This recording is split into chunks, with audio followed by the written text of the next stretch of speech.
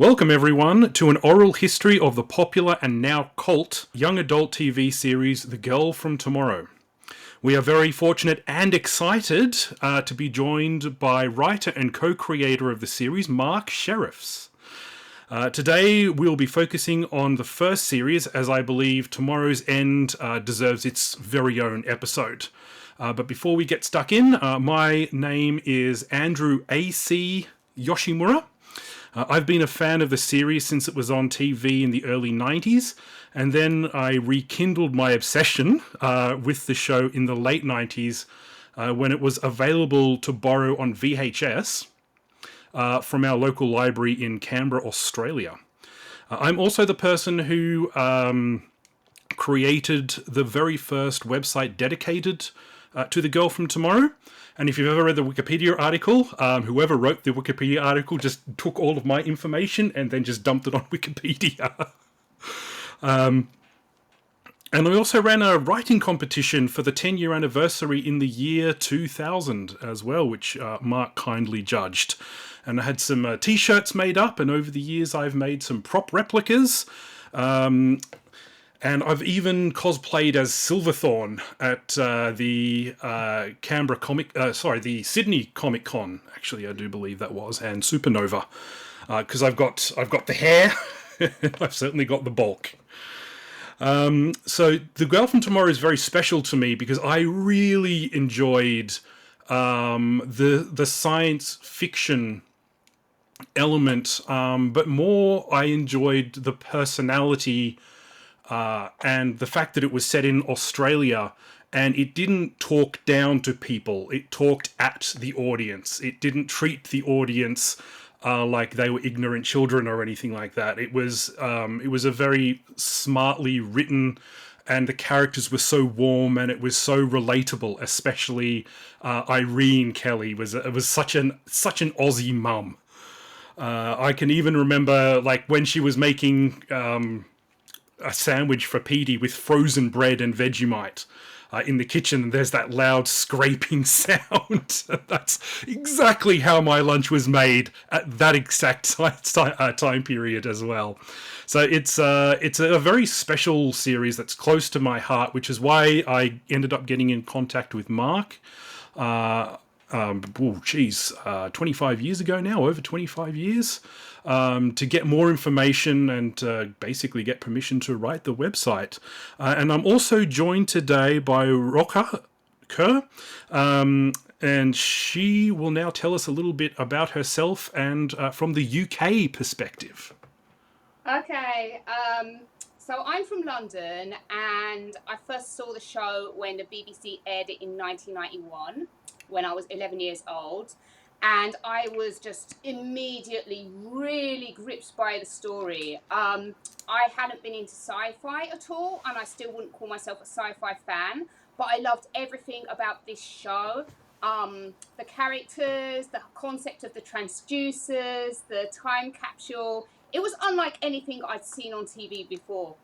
And in the UK, I don't know like what the pacing was in Australia when it was originally shown, but in the UK, episodes were shown once a week. And I vividly remember the massive feelings of suspense I would experience during the wait for the next episode, especially when there was a really exciting cliffhanger, which there was on most episodes. And I would be, between the episodes, I'd be like worrying about Alana, and I'd be wondering how she would manage to escape or get out of these really scary situations. And simultaneously, I was also worried about Silverthorn being so ill with his brain tumour. The characters were all so well written that I also had empathy for the bad guy, despite rooting for Alana. You know, I was definitely on Alana's side. I was still very innocent when I was 11, so I didn't fully understand my feelings about Silverthorn back then. But when I was a bit older, as I was 13 when the sequel Tomorrow's End came out, I realised that he was my first crush. So maybe that kind of explains the intensity of me like caring what happened to him, even though I was on another side. I don't know. So anyway, I'm still a huge fan of the show, aged 45, and I think people of all ages can enjoy it because despite it being made for children, it was so intelligently written. And I think that rewatching the show when you are older, you can understand things on different and deeper levels and fully appreciate all the effort that went into the making of the show. Excellent. Thank you very much, Rocker. And how about Mark? Do you want to quickly introduce yourself as well? Well, I suppose I should, seeing as I'm the third part of this call. My name is Mark Shirrefs. I'm here in Australia in a lovely town called Wonthaggi in South Gippsland. And I'm the co-creator and writer of the Girl from Tomorrow series, which was my first ever television show. And I'm really proud of it. It is a show that, as you guys have said, has endured and continues to attract attention.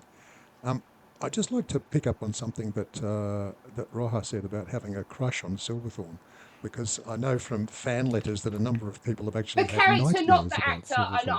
and I was not the only one who had a crush on Silverthorne. I just want to point that out. Sure.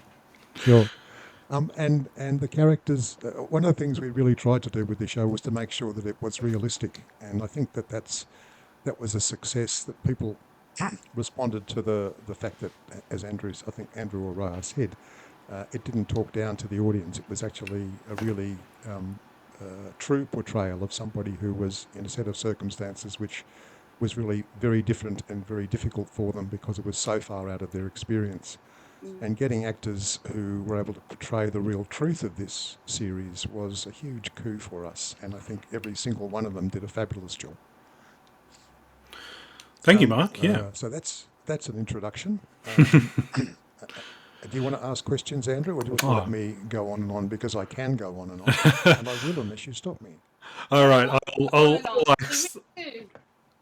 We'll ask some questions, but it's very interesting. Something you touched upon there was how relatable the characters were. There are a lot of people who are still fans of the show today, who are on the autism spectrum, and a lot of those people really relate to Alana, because Alana, being from a different time and has to adapt to 1919. Life in Sydney in 1990, and a lot of people really related to that. A lot of people on the autism spectrum really felt an affinity with Alana there, which I think is one of the reasons that it's got the cult following that it does today, and it still endures. So let's start from the beginning. How did you become a writer, and how did your writing partnership with John Thompson begin? I don't think we have enough time to answer that question fully. Let's start with my relationship with John, because that's really the core of the whole thing. He and I were at drama school together back in 1976. So we spent 3 years studying drama and doing all kinds of crazy things, which culminated in he and I having a clown act called the Frantic Brothers, which involved us forming in tights and singlets with yellow plastic buckets on our heads, and John would walk on his hands over a ladder over a pit of vicious ferrets, which was me cunningly manipulating a pair of fake fur rolled up things and making noises like that was very successful. And the plastic buckets are very useful for collecting coins from the passers-by, so we used it as a busking act. Anyway, after having done that, there was no way we weren't going to continue to work together at some point.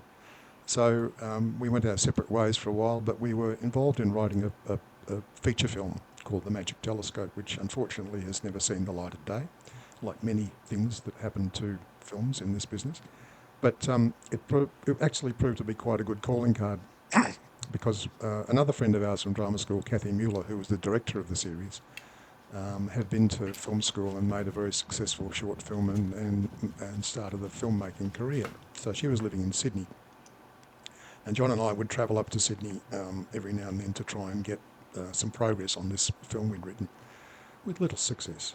And the last trip we made before Girl from Tomorrow started was to visit Kathy, and she said it'd be great one day for us to work together. And we agreed that would be wonderful, but didn't see much prospect of it. So we drove home, and then the following day Kathy rang and said, I've been contacted by a gentleman called Ron Saunders from Film Australia, saying he wants to do a children's television series called The Girl from Tomorrow. But he doesn't have any writers. Does she know any? And guess who got the job? I've just got a really, really quick question. How old were you and John Thompson when you first met? In 1976, how old would I be? Good Lord. My math is bad as well. So. Somewhere in my mid-20s. Okay. So Girl from Tomorrow, I was 39 when we started on Girl from Tomorrow. Oh, wow. Where was I? I can't remember. So what were your... John. Yeah. So they already had Kathy. Yeah. So I think Andrew, what Andrew you were about to ask is that Ron Saunders had an idea. It's called The Girl from Tomorrow, and it was a one-line idea about a girl from the future who ends up in the past and ends up meeting a girl who lives in a deli with her mother and brother, and that was it. That was the one-line pitch.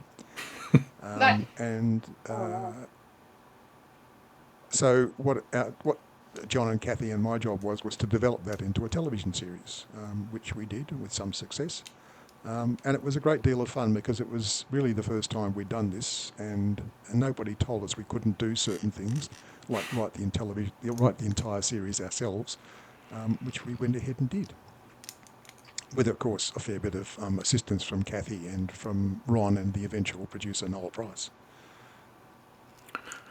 Oh, excellent! I've never heard that story before, so that's really good. That's one hell of a one-page pitch, though.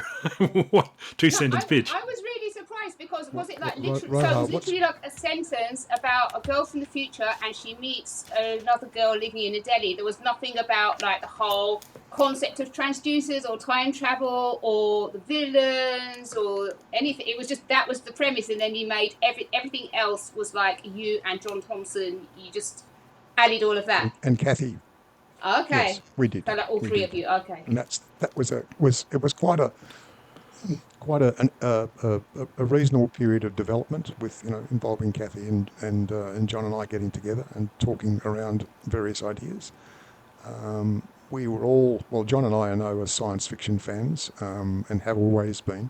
Kathy maybe not so much, but Kathy brings with her a huge amount of humanity. And you can see it in the way a lot of the direction of the show. It really, gets inside the emotions of the characters, and she's not afraid to use close-ups. And that was really important. There's some marvellous shots in that show which just absolutely show the emotional state of the character on their face. And of course, that's also a tribute to the actors themselves that Kathy spent a lot of time working with to get those performances out of them. So how long did the writing process take? From the one sentence pitch to writing, fleshing out all 12 episodes? It was, so we're going back a long time, so you'll have to forgive me if my memory's a bit hazy about this. But I believe it took a while for Ron Saunders to get the financing for the show up. This was at a time when Film Australia was the Australian government's documentary making arm, and it made training films and films about nature and all that kind of stuff, and it was finally given the remit to actually make drama. And around the same time, the quota system was introduced in Australia for children's television. I don't know whether it's the same in Britain, but in Australia, no idea. Sorry. The free-to-air networks in Australia were required to produce a certain number of hours of children's television per year. And so that opened the door for what probably is a golden age of children's television in Australia between about 1980, 87, which I haven't got the date exactly for Round the Twist, which is the other show was from Australia, everybody remembers. 89, I think, was Round the Twist. I should mention, by the way, that those shows from that golden age, of those really good quality kids TV shows, they were massively popular on children's TV because, obviously I'm a big fan of The Girl from Tomorrow, but I also saw the other ones, and I just remember everybody that I knew at school, like, they loved them, and it was just the quality of those programs. It was like nothing that we had on the British TV at the time. It was just like the standard was up there, it was amazing. So just thought I'd say that. I'm very pleased to hear that. It's great, and you're quite right. The Girl from Tomorrow was shot on film, which was unlike a lot of other children's television programs around the time, which were shot on video. So it had that lovely filmic quality. There was a kind of well, it actually definitely was an industry around the children's television Australia because of the quota system, and a lot of really interesting programs were made with decent money put into them as well. People took it very seriously, even though people still, I think, tend to regard writing for children's television as a bit of an entry-level job. But when you look at the success of Australian children's television in terms of sales around the world, a lot of it is still being screened. A show that by our rival producer Jonathan Schiff, who made Ocean Girl and then went on to make H2O, Just Add Water, The Mermaid Show, and Mako Mermaids. These shows endure and they still continue to make money, whereas so much adult television that's made in Australia has come and gone without a trace. So it's an interesting situation, and it's sad that in Australia today, and here's my political rant, we no longer have the support that we had as the quota system has been removed, and the government is now wrangling or trying to decide whether or not it's going to introduce quotas for the streaming services in Australia. But that's a whole other conversation. Yeah, I do remember there were so many really good quality children's shows in the 90s, late 80s and 90s.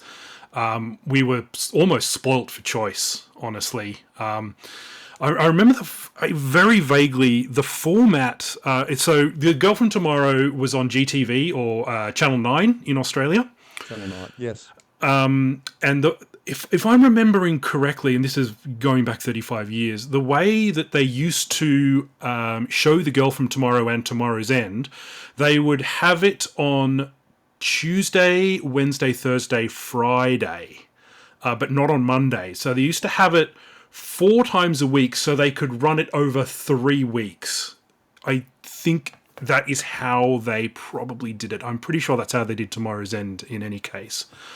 Did you watch it when it was live on television, Mark? Are you kidding? Absolutely. Yes. It was marvellous. It was really, given, as I said, it was the first TV show actually ever got up. It was so exciting. It must have been.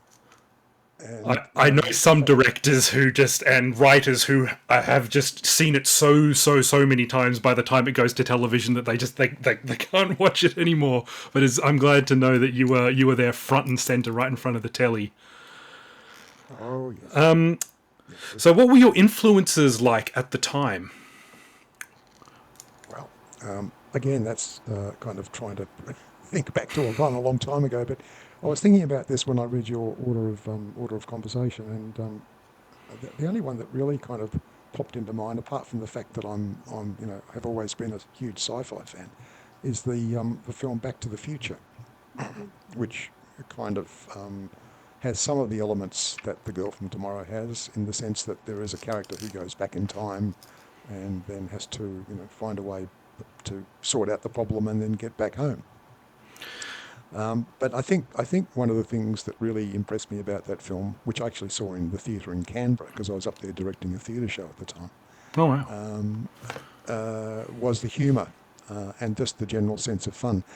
And I think that's one of the things that we tried to inject into The Girl from Tomorrow, that it wasn't just a grim depiction of somebody who's trapped in a place they can't get out of, in the sort of more in the Terminator ballpark, if you like.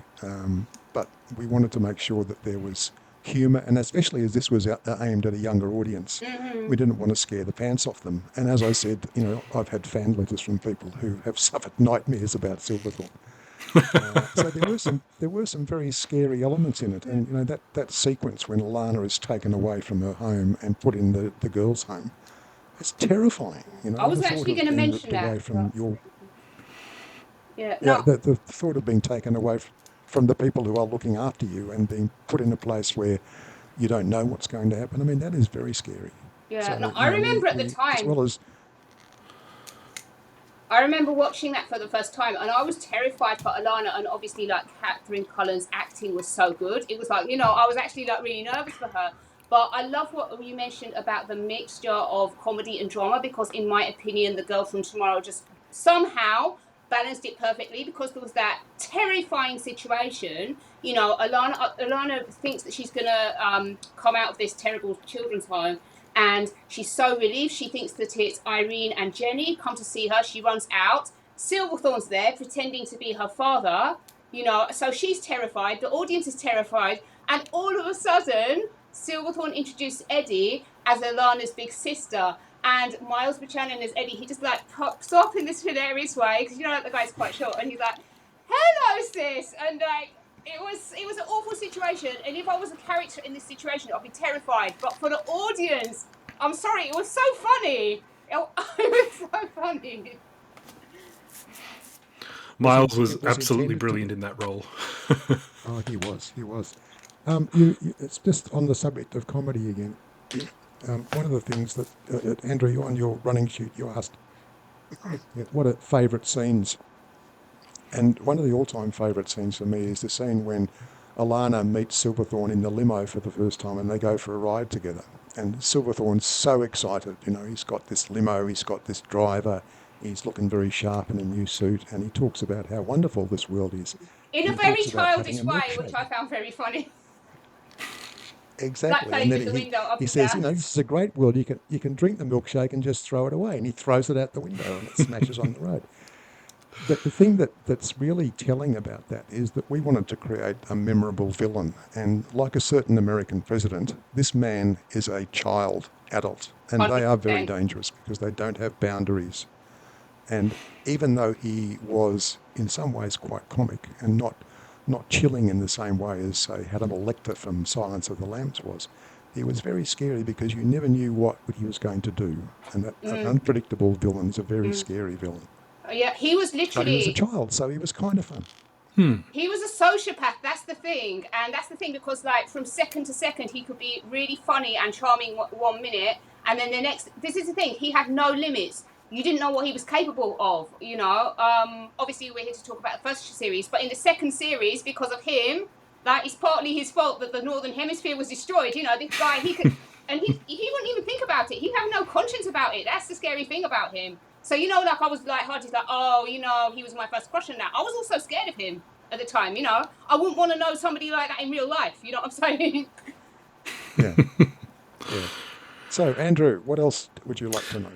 What was the writing process with John like? So I know a bit about you, and I've known you for quite a while now.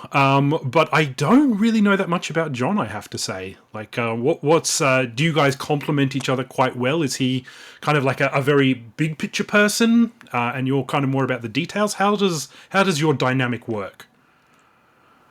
Let me try and answer that question with a story about John and the time he was given the job of doing clowning for Melbourne's Moomba Festival. Melbourne's Moomba Festival is an annual festival which has all kinds of events and has a parade, and every year a king or queen of Moomba is appointed. In this particular year, Mickey Mouse was appointed King of Moomba, and of course there was quite a lot of controversy about that because he wasn't an Australian, and you know, in the past Australians had been given that position. So John was employed to be a clown for the Moomba Festival, and when he got the chance, he raced up to Mickey Mouse and hit him with a cream pie. At which point, a number of security guards fell on John, and he was taken away. And then John was put up, was put in court. He went up before the magistrate, and the charge was read out. And the charge was assault on a person or persons unknown. And because the person who was playing Mickey Mouse didn't want their identity revealed to the public, because they would have suffered all kinds of repercussions for playing Mickey Mouse, the charge was dismissed. I would never, ever in my life have done something like that. So I think you can probably tell the difference between John and I a little bit by that story. Maybe you balanced he's each a other very out. funny Maybe you man. were good for each other. Maybe he like brought you out of your shell, and yeah, you know, you calmed him down. Maybe. He's a very, very, very, very funny man, and also very subversive. So the subversive humour in The Girl from Tomorrow is probably pretty much due to John. Okay. I'm very good with structure and story.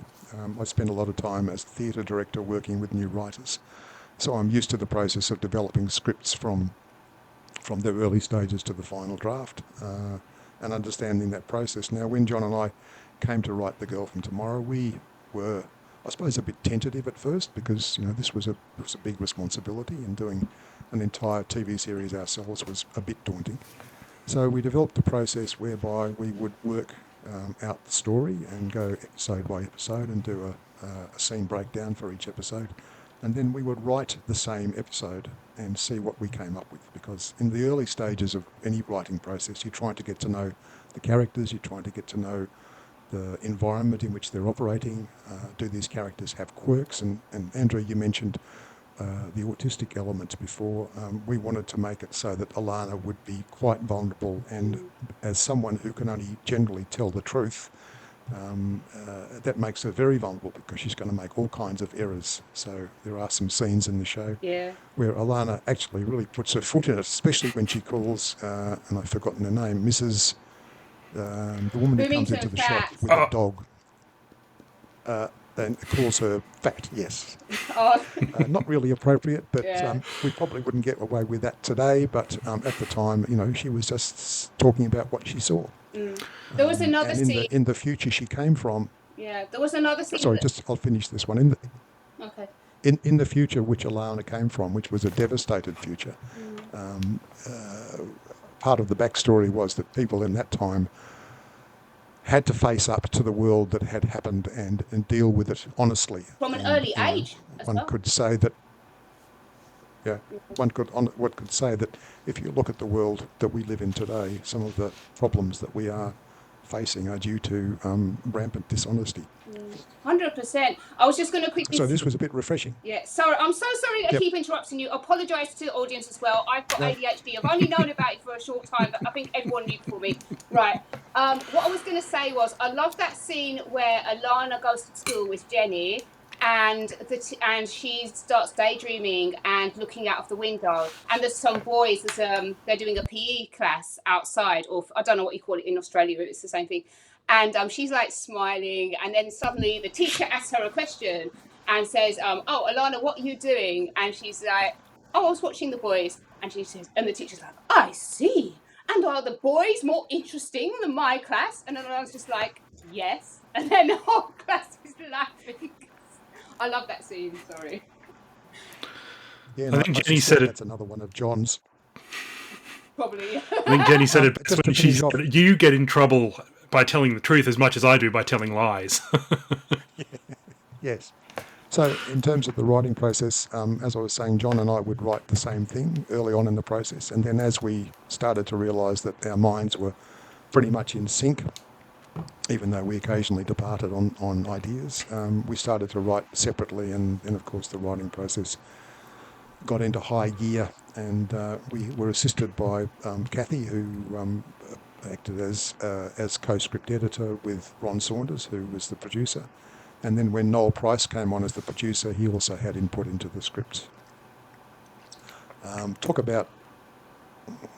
think it took about 6 or 7 months to complete the scripts to shooting stage. And then pre-production began, and of course then there are directors' meetings and further amendments due to time and budget. Anyway, Andrew, do you have you want to pursue your running sheet? I think this is actually an appropriate time to ask about Tomorrow's End in the loosest fashion. When you were writing this series and you had a vague idea about what happened when the Northern Hemisphere was destroyed in 2500, were you kind of mulling over how a sequel would work in the back of your mind somewhere? Look, Probably not. I guess, were so kind of stunned that we actually got a TV series up. We thought that the possibility of a second series just didn't really enter our minds. Although, I guess towards the end of the process, we wanted to leave it a little bit open-ended, so that there could be a sequel should that eventuality occur. I mean, Jenny was like, you know, and she was then like paralysed and and then she went to the year 2000 and the Kellys didn't know if they'd see her again. but that was a perfectly satisfying ending for that series, I think. You know, she was okay, and she got to see the future, and Ilana was home, and so that was all good. We knew that Alana could The steal her way that anyway, but it was just But there was so much there, and you know, I'm really glad that the first series was a success, obviously, and then you got to do that second series, and then you know, there were so many more questions about the year 2500 to answer, and you know, and the story continued, because I think even in its own right, I think it was the first series was an amazing series, and even if it had ended at that, you know, with Jenny injured, we still, I think we knew that she was going to be okay. And I was absolutely ecstatic, you know, a couple of years later when I found out that there was going to be a sequel. it was the ratings success of The Girl from Tomorrow that really cemented the second series. Channel 9 were very pleased with the way it had rated, and therefore thought, okay, well, we'll give it another go. And we were very happy to do that. Just an interesting kind of comment on Channel 9's interest in the show, because they were fairly hands-off. We didn't actually deal directly with them. We dealt with the production company, which was Film Australia. But eventually we were told that the person who was going to play James, the science teacher, the actor was going to be replaced by somebody who Channel 9 thought had more star appeal. Oh. And this was the actor Andrew Clark, who was well known at the time for his roles in various Australian television shows. And John and I were a bit disappointed, I suppose you'd say, because the actor that we wanted to play James was a friend, and we thought he'd do a very good job. But in the show, there's a scene where Jenny and Alana and Irene tell James that Alana is from the future, and James takes a moment and goes, that pretty much explains everything, and turns around and runs into the refrigerator. And it's such a crack-up moment. And when we saw that, we thought, okay, this guy is okay. We'll go with him. And he did a good job. I'm not sure that his presence in the show made any impact at all on the potential child audience. But he did an excellent job as James, and I'm glad he was in the show. Yeah, I remember Andrew Clark was probably the biggest name for adults, especially at the time. And, you know, it's worth saying that adults did watch this with their children if they were home, because it was, I'm guessing it was about a 4 or 4:30 on an afternoon. So it would probably, back in the 90s, it probably would have been mothers watching it with their kids. We were concerned about the time slot Channel 9 had given it, because even at that stage, you know, kids had lots of after-school activities and, you know, weren't necessarily home to watch television. But, you know, that didn't stop the audience from watching, so we were pleased. Oh, and it got a couple of repeats as well, which was really good. I remember, I think I watched it. I missed the first episode. And then I watched it religiously, and then I had to wait for Channel 9 to repeat it again 6 months later before I could actually finally watch the first episode and figure out what it was all about. Oh. Right. That would have been a bit confusing for you, I guess. I worked it out. Like I was like right in front of the television, and my parents always used to say, "Don't sit in front of the television; your eyes are going to go square." But I was like almost taking notes. Like, okay, I think I can work this out. So were there any? This was in the. Sorry, you go. Go on. You go. No, you go. I was going to say, were there any other alternative titles, or was it always The Girl from Tomorrow? I can answer that very simply. No. Excellent. And what about characters' names? So, was there any inspiration, or was it just kind of random? Because Alana, you know, it's not a particularly futuristic name, I suppose you could say. She didn't have a surname; it was just Alana. So, were there any thinking or inspirations there behind the character names? Well, this shows my ignorance, but I had never heard the name Alana before, and I thought, oh, gee, that's a great name you've made up, Kathy. I think that's terrific. So I think, I think it was Kathy's idea, but I thought it was a very futuristic name. But there's a woman who's at the supermarket checkout who we go to, who is named Alana, and I sometimes wonder if she was named after the television show. Wouldn't surprise me. The one name that is sort of does stand out is Silverthorne, and this was obviously a made up name. And again, I think we can thank Kathy for that one. We were looking for a name that was dangerous and evocative, and I think she managed to get that with putting those two words together. The rest of the characters' names, I can't really remember how they came about, but once we got them, they stuck, and the people the actors inhabited those characters. Yeah, they really did. The actors did such a wonderful job of bringing it to life, bringing those characters to life. And Catherine Cullen and Melissa Marshall just had such great chemistry together. They really interacted well, and you really believe that they were genuine friends. So that was a real boon to the series, I think. I think little James Interestingly, Finlay. Oh, sorry. and back on. Sorry. Little James No, Finlay. you're going to talk about James? Yeah. I just thought, like, for such a young actor, he was just incredible. You know, he was just so talented. There were so many British TV shows, and they like the kids. And I'm really sorry to say it, but it's like the little ones, they can't act. But James Finlay playing PC, he was such a funny character and like so intelligent for his age. I just wanted to mention, I thought he was amazing. Yeah, no, he was wonderful. Just as a sort of a side note, when the Australian Film Institute Awards of the time were up, we were nominated in 3 categories, and we were also up against an adult show called The Magistrate, which is a big budget Australian-Italian co-production about the mafia and the judiciary in Italy at the time. Kathy directed that as well as Girl from Tomorrow, and it was really quite extraordinary to see this little kid show up against such a big budget international production, and I think that really does speak to the I hesitate to use the word. No, that's not the right word. I was going to say competence, but that's not right. But the genius of let's put the stamp on it. The genius of the show, the writing in particular, the directing, the acting, all the things that actually made it have such an impact, allowed it to stand up against productions which were much more better resourced financially. And then, of course, it was only a couple of years away before you had your own international co-production as well with Poland, with Spellbinder.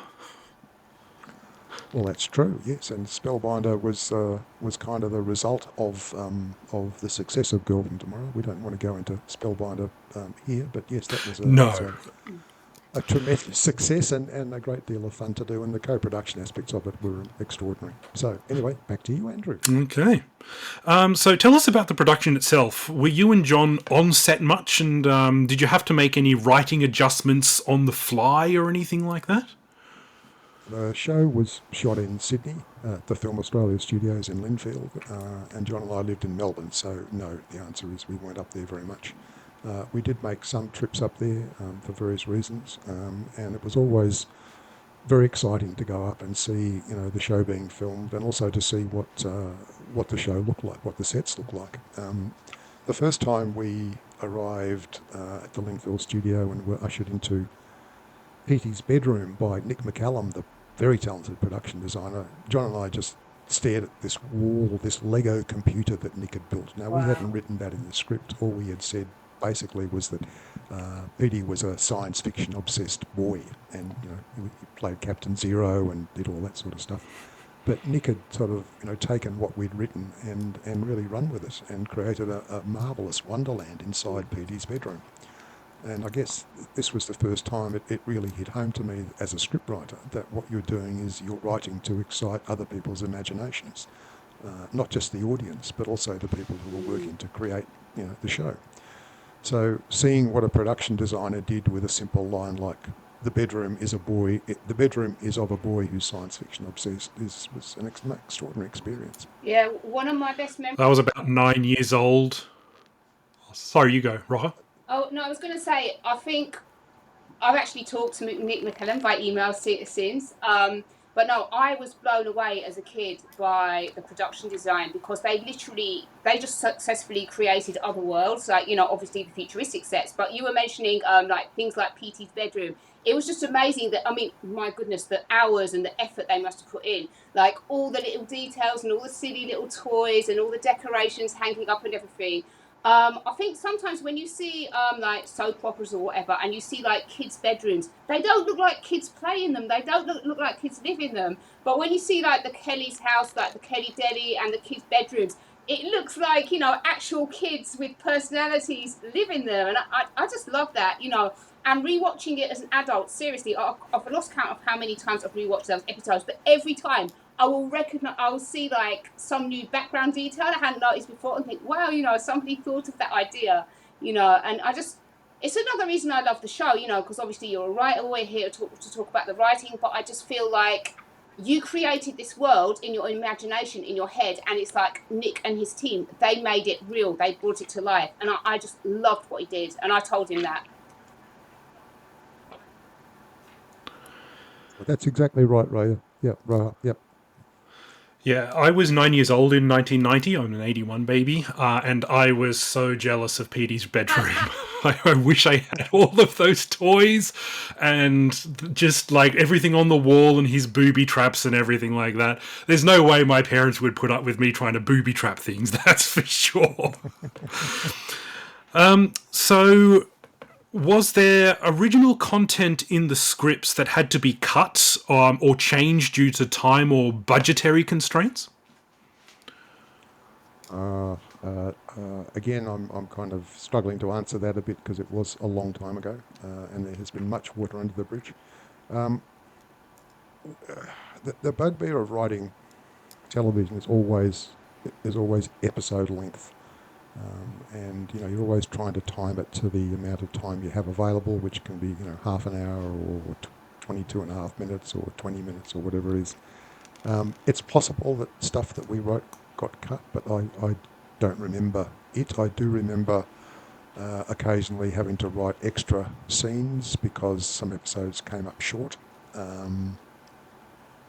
So, for instance, there's a scene where Jenny and Alana are, I think, in Jenny's bedroom, and they're lying on the bed and they're talking about, it's just before Alana's about to go home, and they're talking about their feelings, I guess, for each other, and that was a late addition to the script.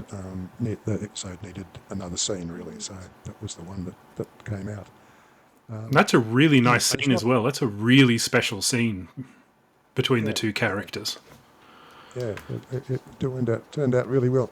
And as you say, it was the chemistry between Jenny and Alana that really made those kinds of scenes work. I think there was some inner conflict in Jenny because obviously, she wanted to help Alana and she wanted Alana to go home, but you could also see she was like quite possessive. Like you could see that she would really miss her. And I just got the vibe from Jenny. Like Jenny was like really, what they say in Australia, aggro. And you can tell. Like now I'm older and I rewatch it. I can see like, yeah, she was stressed because of her parents' divorce. But I feel like she was really lonely in Sydney, and she and the other girls at the school, like, they bullied her. So I think that there was this vulnerable part of Jenny, and she really wanted a friend. So it's like she really wanted Alana to go home, but Alana at the same time, in this short time, was the best friend she'd ever had. Oh, look, that's you totally got it there. We set up. We were very clear about her intention at the start of the story to set up a girl who'd been displaced from her home. So Mum had moved, the family lock, stock and barrel, away from everything that she knew. And of course, who does she end up meeting but a girl who's been taken away from everything that she knew. And so these two, were completely open to forming a very strong relationship with each other because of their circumstances. And that, I think, is evident in that scene. Jenny didn't want Alana to go because she would be losing her best friend. Yeah, there is at the end of Tomorrow's End, of course, there's that brilliant shot of the moon where they say goodbye to each other, and that's the perfect way to end the series, in my opinion. computer-generated effects were in their infancy at the time. I think it's pretty fair to say, especially in Australia. And I remember that it was such a big deal that they were used. Was that the intent from the start? Because I remember people on the playground were talking about The Girl from Tomorrow, and they were talking about these. We didn't even know what we would call them. We kind of just called it their. We didn't call it CGI.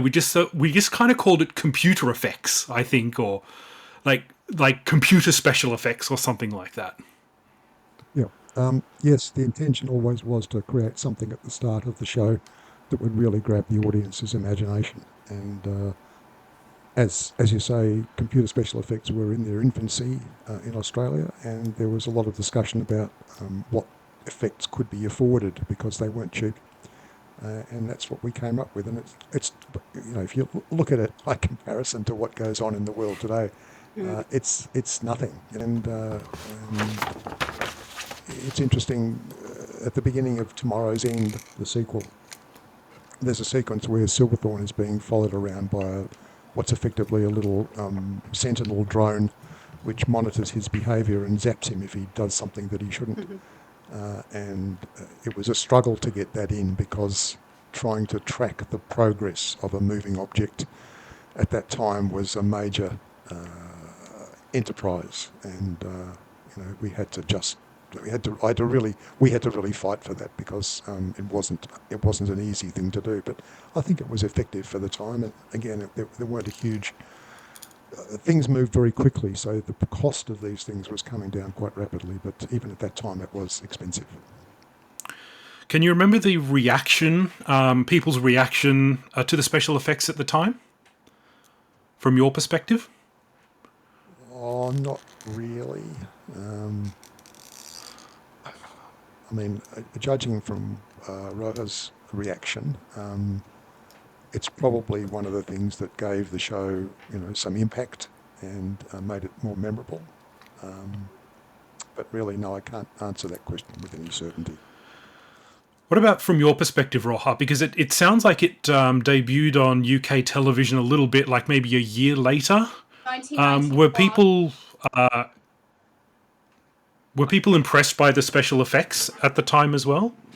It's interesting. Like when I talk to people, so long ago, but I think like I know that a lot of boys had a crush on Alana. I know that people were impressed by the concept of the transducer. I don't remember having any conversations with people about like if they liked the effect or not. But I think, to be honest, the story was so good. I think people just love the characters and they love the story. And also just remember that at that time, those special effects, they were really advanced for the time. So we're talking like really early 90s.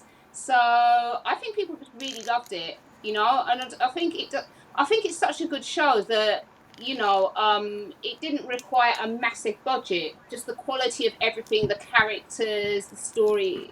It was so I don't remember having any conversations with people about it at the time about the special effects. But people loved the transducer. Everybody, that was just such an original concept. Yeah, it was absolutely brilliant. It's more of a matter of interest, just from people who were watching it at the time in Australia. We just thought it was the best thing ever, and we thought, wow, other countries must be so jealous that we're making these sorts of shows and we're so far into the future. Because honestly speaking, the kind of programming we were getting was probably stuff from the 80s and probably the mid 80s at that, from other countries that the ABC could afford. So did you have any specific production memories or incidents during the making of the series, Mark?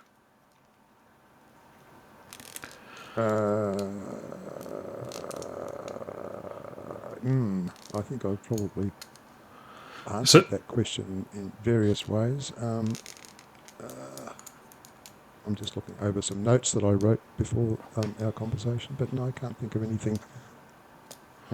What's that one? No, this is just a silly little anecdote, but those of you who are of sharp eye will have noticed that the license plate on Silverthorne's limousine was 666. Yep. Now, this was not deliberate. This was a total accident. It was different in the book, I know. Was the license. But the 666 was the license plate of the car that was rented to do those scenes with Silverthorne. But it was interestingly noted by somebody on the show that every time the car with the 666 license plate went out, it rained. Go figure. I checked. You can actually check to see if certain license plates are available in Australia. If you want a vanity license plate, NEW 666 is available in New South Wales at the moment. There's a certain thing at the back of my head. It's like, you should really get that license plate. You know, for my beaten up 2012 Prius C. So I think so. What were your favourite scenes from the first series, or favourite lines or scenes? Mike, you've already talked about one. Did you have any others that really clicked with you? Oh, this is a very, very simple scene. It's a little domestic scene early on in the series where Jenny comes down for breakfast and discovers that Petey has used all the milk and put it in his bowl, and he used to reuse cereal out of a plastic dog bowl, but just for fun. And then an argument ensues between Jenny and Petey, and Irene's struggling to get the kids ready for school or get the shop ready and whatnot. And it ends up with Petey, with Jenny engineering it so that Petey is basically sent to his room, and then she very happily takes the dog bowl and pours the milk out of it onto her bowl of cereal and sits down and eats with a big smile on her face. And I thought that was one of John's scenes. Such a lovely little expression of the relationship between Jenny and her brother, and just a fun little domestic scene.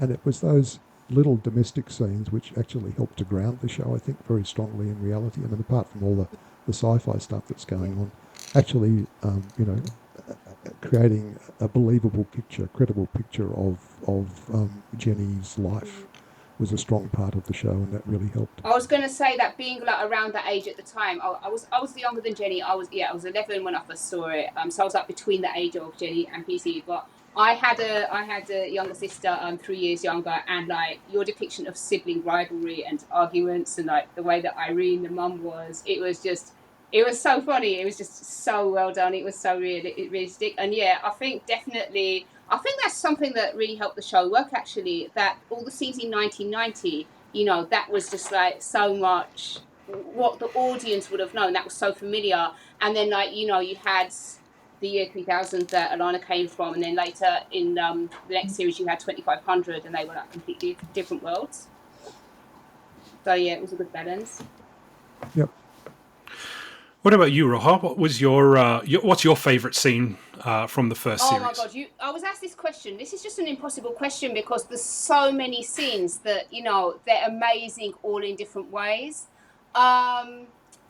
It's just really hard to pick just one. I did really love the comedy dynamic between Silverthorne and Eddie. They were a great team, and it was, I think as well, with a scary bad guy, it was good that they had, a really comical sidekick like Eddie, who they'd have comedy scenes together. My favourite of their scene was when they were playing Monopoly together, and Silverthorne was like, he was like thumping his counter around the board, and then Eddie won like a load of money. Well, they were playing with real money. He won a real he won a lot of real money off Silverthorne, and then Silverthorne just like threw the board in the air like this toddler.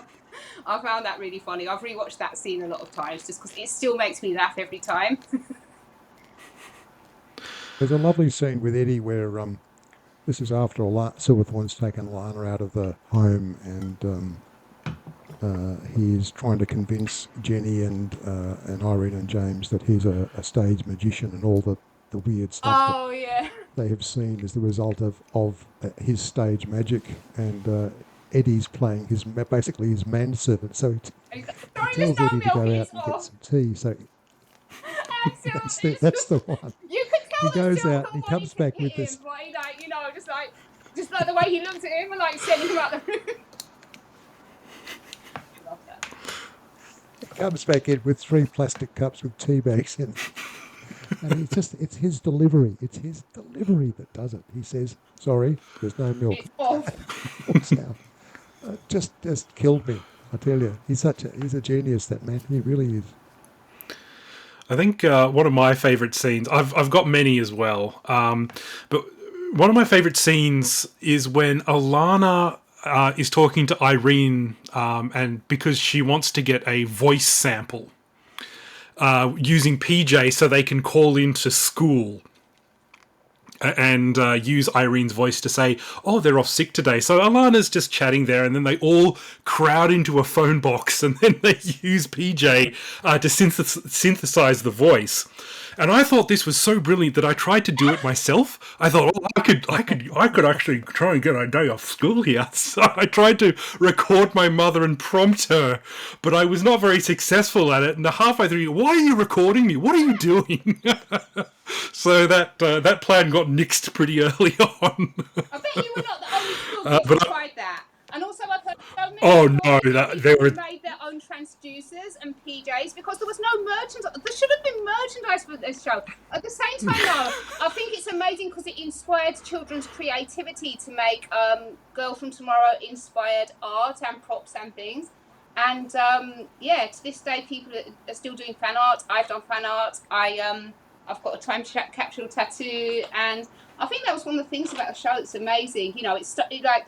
Most of the time when kids see TV shows, the show finishes and they go and they get on with their day. But with this show, it's like it stayed in your mind, especially like in the UK because we have like a week between episodes, and it stayed in your mind and you'd be thinking about it. And it was just an amazing show. Yeah, it really had an impact, and it wasn't just in Australia and the UK. It was translated into a lot of different languages all over the world. So after the show became a hit, was the sequel series ordered right away? Or was it in kind of pre-production just as The Girl from Tomorrow was wrapping? How did that all come about? Well, there was a bit of a gap. I can't remember how long the gap was, but the issue of finding the finance is always something that takes time and can slow things down. But once Channel 9 had expressed interest in having a second series, then Film Australia was able to fund the story development while the producer was looking for the budget. I'm just saying there was a bit of a gap, but I don't think it was. I don't know that it was even as long as 6 months. The interesting thing was that in that time, John got a job directing a television series called Let the Blood Run Free, which was his baby, and had begun life as a improvised stage show at a comedy cafe in Melbourne. So he was off directing that. So the task of writing the second series fell to me with him as script editor, and that was an interesting process, which is a conversation for another time. I do believe it is, yeah. I'm guessing the turnaround time and pre-production for Tomorrow's End was a lot shorter, given how closely that they were shot, kind of not back to back, but there was 1991 was when it originally came out, I think. We didn't get it till 1993. Could be.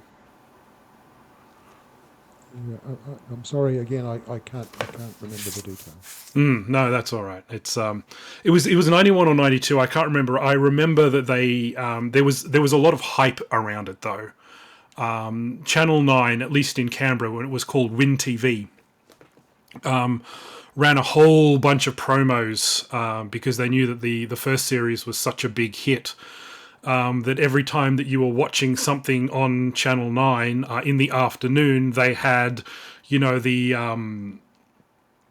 the sequel series, Girl from Tomorrow Part 2, Tomorrow's End, and they had all of these grim, dark shots of, like, Silverthorne and Globe Corp and, like, Alana looking really worried. It was like, oh my god, they're going to go to another time period. Oh wow, they really hyped it up, and I was so hyped for it at the time. I was so excited. We never got these trailers. We never got these. It just suddenly appeared.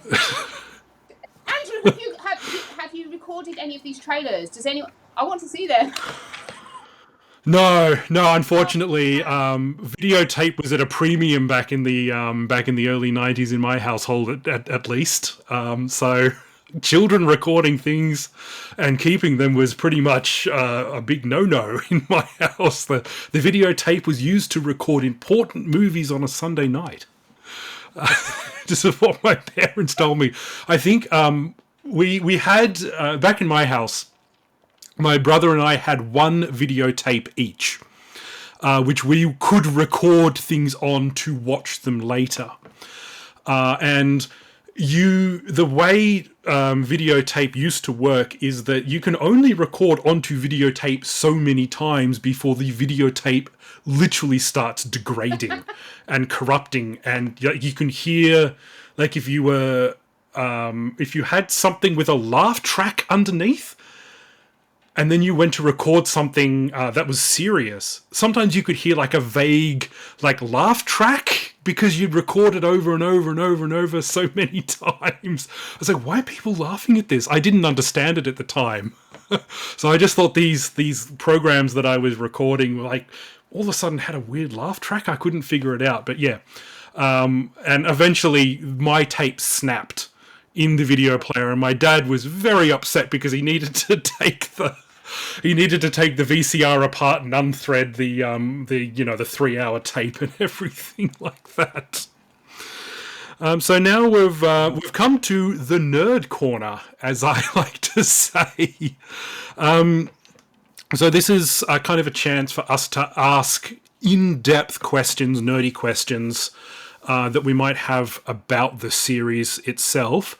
Roja, did you have anything that you would like to ask? Okay, so my question was actually inspired by something you and me were talking about when we did the test recording. Because you pointed out that in the second series, when Draco is trying to get a file on Silverthorne and he asks fans to look up his name, Male Silverthorne, Silverthorne doesn't have a file. But Silverthorne did have ID tattoos, so he couldn't have been a nonce. And you were saying, like, oh, maybe Silverthorne wasn't even his real name. So anyway, the basic question is, we were wondering if you could cast any light on if you had... Was there any backstory for Silverthorne that, you never got to cover in the series? Was there any story that you thought about, that like explained why he was the way he was, or any details about his past? It's a very good question. The best way I can answer it is firstly to say it's hard for me to remember, but I seem to remember that we did have some discussions about who Silverthorne was and where he came from. But as to the content of that conversation, I'm afraid I'm going to have to disappoint you and say I can't remember. It's okay, I've got my fan theories. Clearly, I'm sure the ideas that you come up with about Silverthorne's past would be very good and very strong. In the Tomorrow's End series, of course, we see him with his little gang of cohorts, and they're a lot of fun. Oh, I love the chemistry. And I guess, if if we had a chance to explore his past, we would have taken it. One of my absolute favourite scenes in a TV show is a British show called, now the name's going to drop out of my head. It was with Edward Woodward, and it was set in the future, and he played a newspaper editor who was, Britain had to turn into a fascist state. I'm sorry, I haven't heard of this. I haven't heard of this one. Okay. There were these vans running around the countryside, pulling in protesters and taking them away to concentration camps and whatnot. Anyway, the guy who ran the public control department was a horrible man. He was vile and really, like if you think Silverthorne was hateable, then this guy was worse. Anyway, there's a scene where this guy goes and has lunch with his mother, and his mother is worse, and you realise exactly why this man is the way he is. And I think probably we would have looked at Silverthorne and thought, what is it that's made him like he is, made him a sociopath, made him somebody who doesn't care about consequences. I mean, there is a human being buried inside Silverthorne somewhere. 100%. and you get occasional glimpses of it. But there's so much other stuff going on with him. He's really very interesting, and it would have been worth at some point exploring. I think he had a power addiction. I think that was the thing. I think he did have like a conscience, but I think his desire for power, it just overrode. Yeah, he didn't have empathy for other people's feelings. It was just like I think he did know the difference between right and wrong. He knew what the good thing to do would be. But it was like he just wanted to do whatever would get him power, and also at any cost. He'd just sacrifice anything and anyone, and in the end, he got himself into trouble. So, I think one of the interesting dynamics is you see the dynamic between Silverthorne and Eddie, and which is an absolutely hilarious dynamic, and it's worth stating that Eddie is the one who actually kind of comes out on top at the end of the series, well deserved as well. But it's also really interesting to see Silverthorne with his gang, because obviously Ralph is an idiot, but and Kroll doesn't talk much, but he's kind of got like a friendship with Macro. Like Macro is someone he respects, and someone who you would think that Silverthorne would call Macro his friend. Basically, because Macro, the way they talk to each other. Macro was the tech, so he was important. He was the most important one in Silverthorne's gang because he could like build little gadgets. So Silverthorne depended on him. But I don't think Silverthorne respected anybody, because at the end. I mean, sorry, we're going into the second series now. But when the world was ending and Silverthorne ran off through the time gates, he never said to Draco, "Where is my gang?" His gang had been arrested. He never said, "Where's my gang?" He was just like, "Oh, I won't swear." He was like, "Oh, I can't find an equivalent word to use instead of the swear I was going to use." But he was like, "To hell with them all," and he just thought about himself. So yeah, that's true. So I suppose my question, I've got a couple of questions. Have you ever seen the 1984 Soviet TV series Guest from the Future? Because there are quite a lot of articles which compare The Girl from Tomorrow and Guest from the Future. And I've seen a little bit of Guest from the Future. It's an interesting, if quite earlier in the 80s, Soviet time travel, which there wasn't a whole lot of children's fiction in Soviet Russia back then. But given there are all these comparisons, I was thinking, I don't know, has Mark ever seen that? Like, because I had no idea. I'd never even heard of it until these comparisons were made. So I'd never heard of The Guest from the Future until you mentioned it in the notes you sent me. I went to YouTube and found it and had a look, and it's watched probably half of episode 1. Interesting. The storytelling's a bit different. There's elements of time. I didn't quite. Obviously, I only watched a bit of it, so I don't quite understand where they got the references from Girl from Tomorrow, other than there is a girl in it who comes from another time.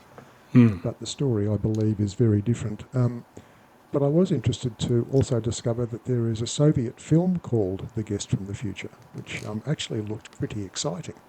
And I was trying to find out if I could watch it, but unfortunately I can't get it. So it will have to remain unknown. But no, I had no idea about that show at all. Excellent. That's actually really interesting to know, because there are the people who have written these articles will be very interested to hear that, I think. Now, the other question I want to ask you is something that I get asked, and I kind of want your opinion on it, because you are the creators of several universes. Do The Girl from Tomorrow and Spellbinder exist in the same world, the same universe? You've probably been asked this before. I've been asked this, and people say, "Oh, you've talked to the creators. Do these happen in the same world? Like, are these kind of interconnected somehow?" I have to say the answer is no. Yes.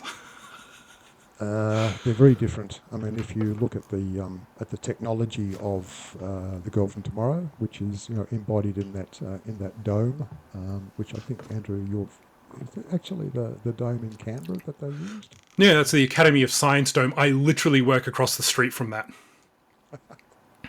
And the power towers, which send bolts of microwave energy into the time travel thing. And that's the thing that nobody ever talks about time travel, the amount of energy it Oh, requires. yeah.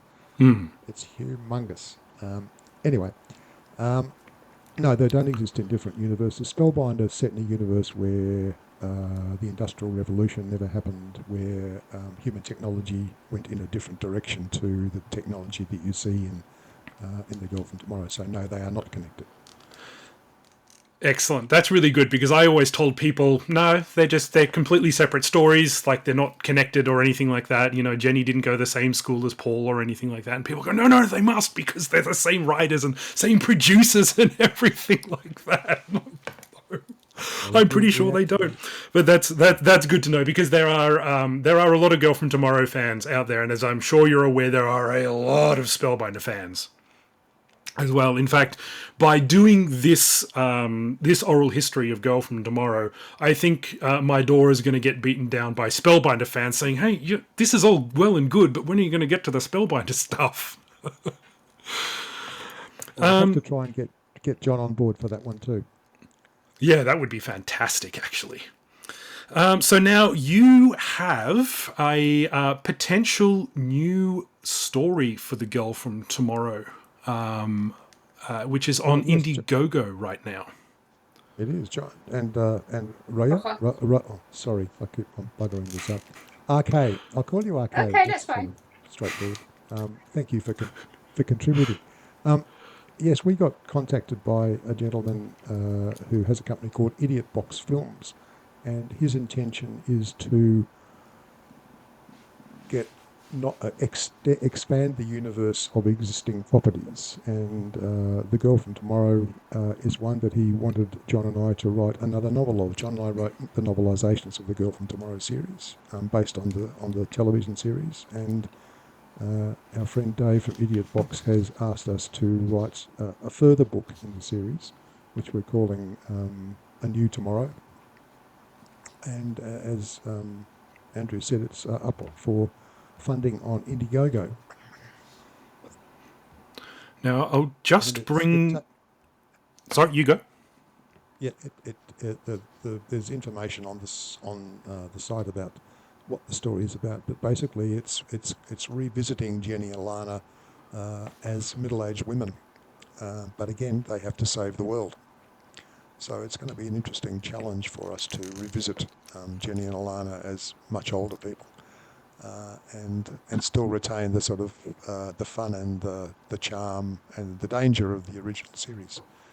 So it's just started. So we're very early in the funding stage, and we'll see what happens. Yeah, if you're listening to this, and I'll try and get this up on YouTube as quickly as possible, but definitely I'll leave a link to the Indiegogo down below. So please check the description area. There are a lot of different tiers, because the original books are being re-released along with this new story. So there is A New Tomorrow, and you can get all 3 books. You can get... there is a tier where you can get a signature and acknowledgement.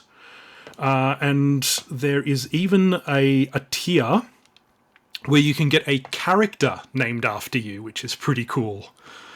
And there is also, I think, the biggest tier you can get is a Zoom with the writers and cast member. So that's really cool. So if you're listening to this and you have any interest in The Girl from Tomorrow at all, which I'm sure you would be if you've listened this far into it, please fund this, because we're all incredibly excited and we wanted to know. So my question would be, is this a story that you've had for a while in your minds? Or is it something that this person came to you and then you said, okay, we're going to come up with something? It's the latter. We had thought that The Girl from Tomorrow was well and truly over when Tomorrow's End finished. So when Dave from Idiot Box came to us and said, how about a new story, John and I thought, this is a very interesting possibility. We started off considering whether we would just try and follow on the adventures of Jenny and Alana, in the same time frame, more or less, as the first couple of series took place. But then decided that it would be much more interesting to go into the more unknown territory. And also those years of the 1990s are such a long time away now, and the internet was barely around.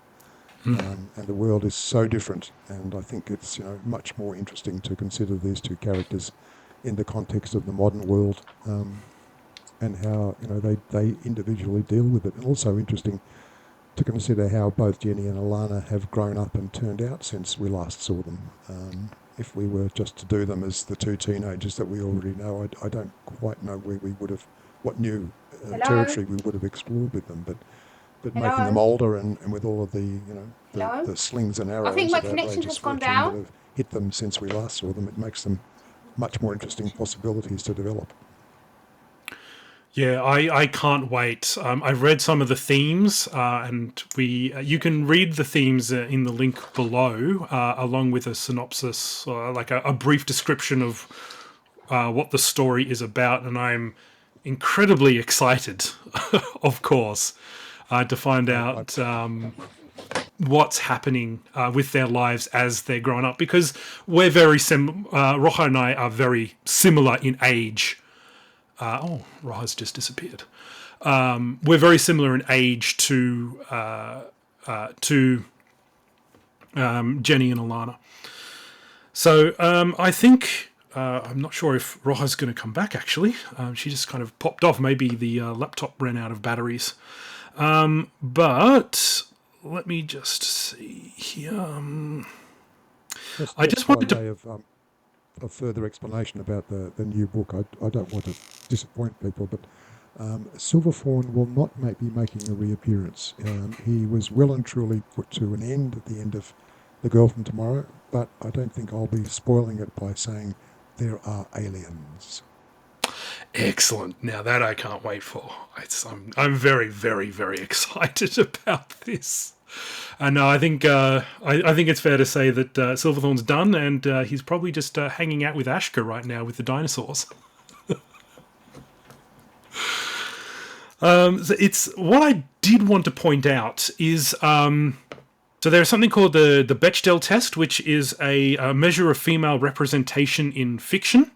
Particularly in films, but it's about when there are two female characters and they're not talking about boys, and it's talking about females, women and girl characters as their own people, and Girl from Tomorrow just knocks this out of the park.